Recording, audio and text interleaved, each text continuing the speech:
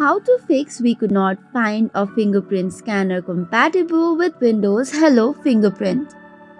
Hello everyone, and let's get started. If you are trying to set up or sign in via the fingerprint or the face printer for Windows Hello but cannot find a fingerprint scanner compatibility error is shown on your settings, then here are 3 such troubleshoot that you can apply.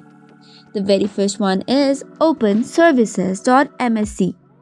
For this, you can either open the Run tab and search for it, or you could search it from the search bar itself. Now, from the list, search for the W section and go to Windows Biometric Service.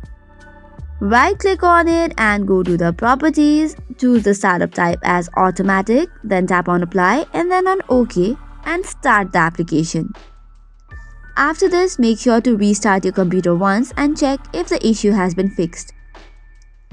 For this, you can go to Settings and then into Sign In options and choose for the fingerprint recognition, Windows Hello and facial recognition. This should probably work, but if it does not, let's move on to the second solution.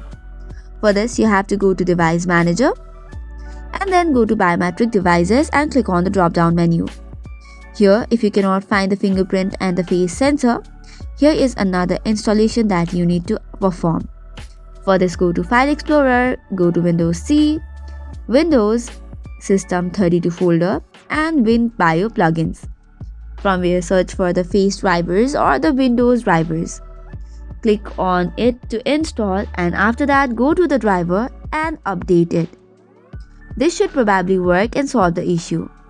However, if it does not, likewise third method would be updating your Windows. For this, go to the settings and then click on the Windows Update. On the Windows Update, search for any updates and download and install it immediately.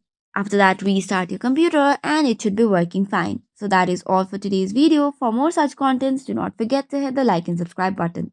Thank you and keep watching.